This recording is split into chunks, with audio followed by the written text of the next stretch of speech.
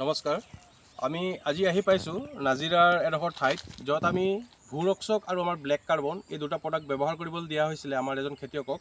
আজি আমি সেই বাগানখনত কি তেওঁ ৰিজাল্ট পাইছে সেই বাগানখন চাবলৈ আহিছোঁ আৰু সেই বাগানখনৰ কিছু অংশ আপোনালোকক দেখুৱাম। তাৰ লগত আমি বাগানৰ যিজন গৰাকী তেখেতে আমাৰ ভূ ৰক্ষক আৰু ব্লেক কাৰ্বন ব্যৱহাৰ কৰি কি অনুভৱ কৰিছে তেখেতৰ লগত আমি অকণমান কথা পাতিম।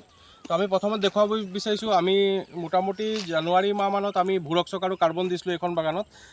দাদাই কাৰ্বন আৰু ভূ ৰক্ষক মাৰিছিলে, বাগানৰ কিছু অংশ আমাক দেখুৱাইছোঁ। এইবোৰ কেঁচি পাত লাহে লাহে আৰম্ভ হৈছে, বাকী ইফালেও আছিলে, এইটো ছাইডেও আছে। আৰু আমি এই বিষয়ত আমাৰ দাদাৰ লগত নবীন কৰ্মী দাদাই ব্যৱহাৰ কৰিছিলে। আমি তেখেতৰ পৰা জানিব বিচাৰিছোঁ ভূ ৰক্ষক আৰু কাৰ্বন মাৰি তেখেতে কি ভাল পাইছে আৰু তেখেতৰ কি লাভালাভ হৈছে, এই বিষয়ে দাদাৰ পৰা অকণমান জানিব বিচাৰিছোঁ।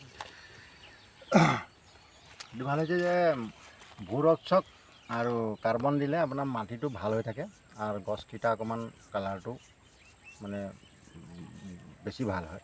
আৰু তাৰ লগতে এতিয়া যিটো আপোনাৰ টি স্পেচিয়েল আছে সেইটো যদি ইউজ কৰা যায় তেতিয়া একদম ধুনীয়া মানে আপোনাৰ কালাৰটো বেষ্ট হৈ থাকে, পোখাটো ভাল হয়।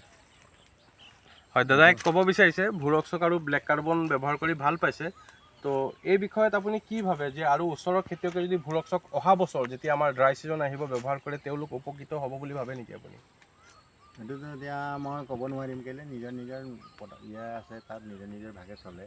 গতিকে আমিতো দূৰলৈ মানে যাব নোৱাৰা। কিছুমান যদি চাই পেলাই আহে তেতিয়া হ'ব। আৰু আমাৰ লগৰ দুজনমান এইটো মাৰিয়ে আছে, কিন্তু তাহাঁতি আৰু কৈছে যে ভালে আছে বোলে, গতিকে অলপ মাৰি মেলি টেষ্ট কৰি চাই লওঁ কেনেকৈ কি হয়। হয়, দাদাই ক'ব বিচাৰিছে যিহেতু লোকৰ বিষয়ে ক'ব নোৱাৰে যদিও বস্তুটো ব্যৱহাৰ কৰিলে ভালেই পাব বুলি ভাবে আৰু তেখেতৰ লগত আমি এইখিনি কথা পাতি ভাল পাইছোঁ আৰু তেখেতেও বস্তুটো ব্যৱহাৰ কৰি ভাল পাইছে। আশা কৰোঁ আগন্তুক দিনত ভূ ৰক্ষক আৰু ব্লেক কাৰ্বনৰ পৰা তেখেতৰ পৰা আমি ভাল এটা ৰিজাল্ট আৰু আশা কৰিব পাৰোঁ আৰু প্লাছ তেখেতে আমাক ভাল এটা পাছতো ছাৰ্ভিচ দিব বুলি ভাবোঁ।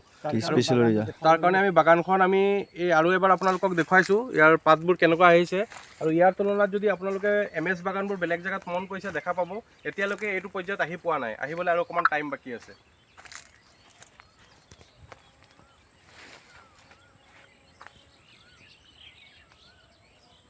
ইয়াত প্ৰায় 15-20 বিঘামান আছে।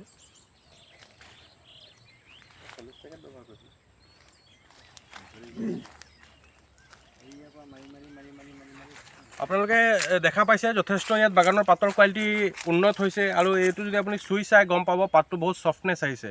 আৰু বৰ্তমান সময়ত MS বাগানত ইমান ধুনীয়া পাত এতিয়ালৈকে আপুনি যিখিনি বাগানত ব্যৱহাৰ কৰা হোৱা নাই ভূ ৰক্ষক আৰু কাৰ্বন ইমান পৰ্যায়ত এতিয়ালৈকে আহি পোৱা নাই।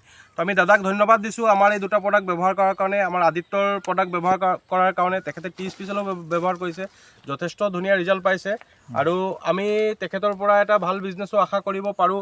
আৰু আমি ক'ব বিচাৰোঁ তেখেতক ধন্যবাদ দিব বিচাৰোঁ, তেখেতে আমাক এটা চান্স দিছে এই বস্তুটো ব্যৱহাৰ কৰাৰ কাৰণে। আমি তেখেতক ধন্যবাদ দিছোঁ। আমাৰ লগত আজি আমাৰ DBM ছাৰ উপস্থিত আছে আৰু আমাৰ ABM ছাৰো উপস্থিত আছে, কেমেৰা ভিডিঅ' ৰেকৰ্ডিং কৰি আছে। আমি সকলোকে ধন্যবাদ জনাইছোঁ। জয় আদিত্য এগ্ৰ চায়েন্স, জয় অসম।